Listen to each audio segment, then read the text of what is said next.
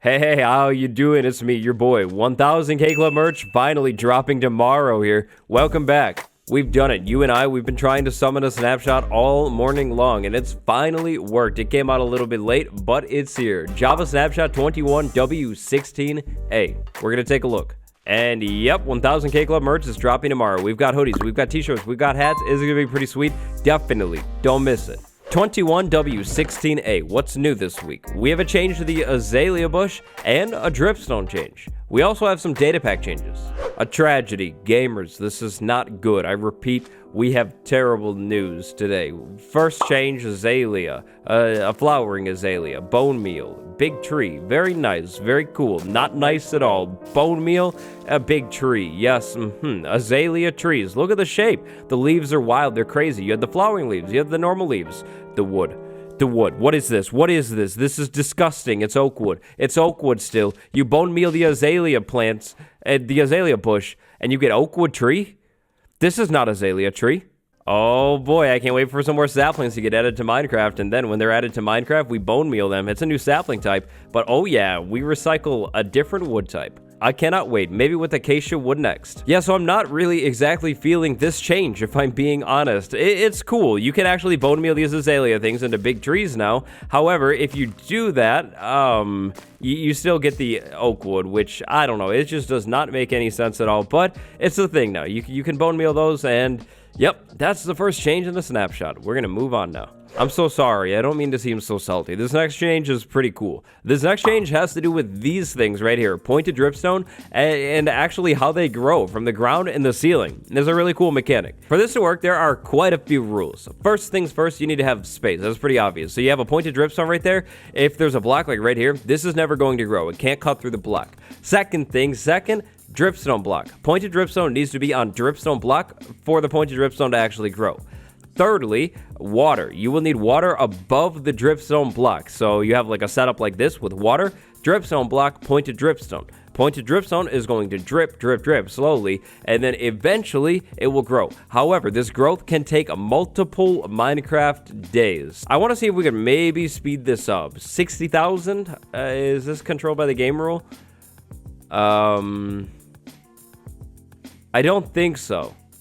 Nothing seems to be happening. All right, we'll put it back to the normal one. And hey, that one grew right there. So check this out. We have pointed dripstone up here that's dripping. It's dripping onto pointed dripstone that's on the floor. If you have pointed dripstone on the ground directly below pointed dripstone on the ceiling and that's dripping, it will actually drip onto the rock, and then the rock on the ground can actually grow too, just like the one on the ceiling can. It's pretty sweet. Now for the one on the ground to grow, you also need to have room. So if there's a block right above it, it's not going to grow. Also, if this stuff is in water facing up or even facing down, it won't grow, no matter what. Another thing that's going to stop growth, liquid. Let's say I had water sitting right there. This pointed dripstone will never grow down into the liquid. It will just keep dripping forever. It won't work. There's also going to be a growth limit, 7 blocks long is the longest one can grow. And just in case I'm missing any of the other specific conditions, changes with the stuff, here you go. Here's the changelog.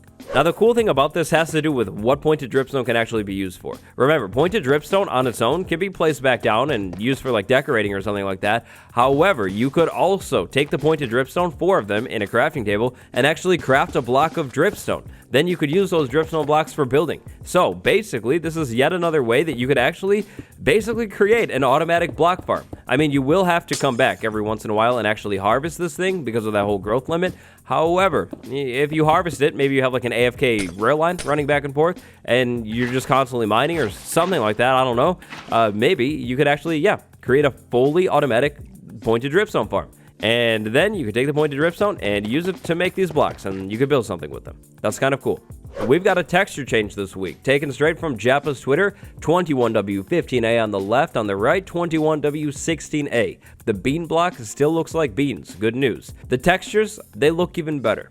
It's been a couple weeks now since their initial edition, and I'm still thoroughly obsessed with these things. The blocks, they look so good. The concept behind it is genius. Amazing. Fortune, iron, gold, copper. It's so good. I love it so much. I will say, though, that the new gold bean block, it doesn't actually blend together as well anymore. There's this, like, harsh line in the middle. You can see it if I'm not highlighting it. I don't know. Maybe it's just me. It doesn't blend as well, though. So, for Java Snapshot 21W16A, that's basically it. But that's definitely not it for today's video. Next, we have to make a new world. This is kind of interesting. Last week, Update Split announced, Cave Update Data Pack dropped as well. This week, Cave Update Data Pack update.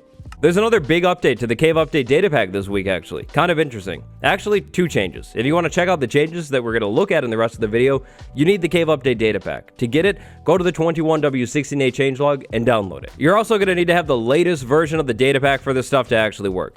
Now, the 2 changes are both really cool and really amazing. We're going to be able to check out the first change in this gigantic deep cave right here. Like, check this out. It's massive. This is really big. For reference, right now, we're going to be all the way down at Y-24. Technically speaking, we could be a little bit higher, but not too much higher. Do you notice anything about this cave? Like, anything that looks different, other than the massive generation and stuff like that? How about now? This thing right here. Look at it. Look at how glowy and good looking it is. Yup. This week's update to the Cave Update Data Pack brings a big update to aquifers that is amazing. Aquifers that generate below Y0 will now sometimes be lavafers, or lava aquifers, instead of water aquifers. So check out this cave right here. This is literally the perfect example. So down below, we have lava on the ground. That's not really a lavafer. Maybe it is. Not really, though. But over here, check this out. We have a small lava pool, the generator right there. Before this snapshot, before this update to the data pack, if we generated this world and it generated exactly like this, the lava that we're looking at right now would have actually been water. That's gonna go for this area over here. If we cut through all of these waterfalls, check this out. Even more lava pouring down. That's an aquifer, but it's actually a lavafer. But it's actually an aquifer, because lavafer is not a word. This change is so nice. It adds this creepy glow, ambiance, eeriness almost to the deep caves because of the lava. And it also actually makes them a little bit more dangerous too, because lava. Change number 2. Ore veins. Ore veins are large, rare, snake-like underground ore formations. They can form out of copper and out of iron right now. According to Henrik, one of the devs, these things are going to be tricky to find, but oh my gosh, look at this structure right here. Those are ore veins. Bottom left, iron. The top one, copper. Look at those gigantic structures. That is so much. Now these veins, the top one, the copper one, is going to have granite mixed in. Meanwhile, the iron one, bottom corner, is going to have tuff mixed in, actually. I've been flying around for a while now, and I'm seeing a lot of granite in this particular area. Like, check this out right here. I'm pretty sure this is a new ore vein. I mean, we have like a line of copper and then granite all over the place. More granite up there, more granite over here. It has to be, but I'm not 100% sure. But I'm pretty sure. I mean, look at this. Look at this. This is so suspicious looking. Like copper all over the place. That's so much copper. And then with a Fortune 3 pickaxe as well, that's so much copper. I haven't had anywhere near as much luck with iron down low. I'm thinking that's because tuff blends in a whole lot more. But look at this. Another granite copper one. Copper on the ceiling going all the way over to the granite. And then probably if we dug this granite out in the ceiling there, there'd be even more copper.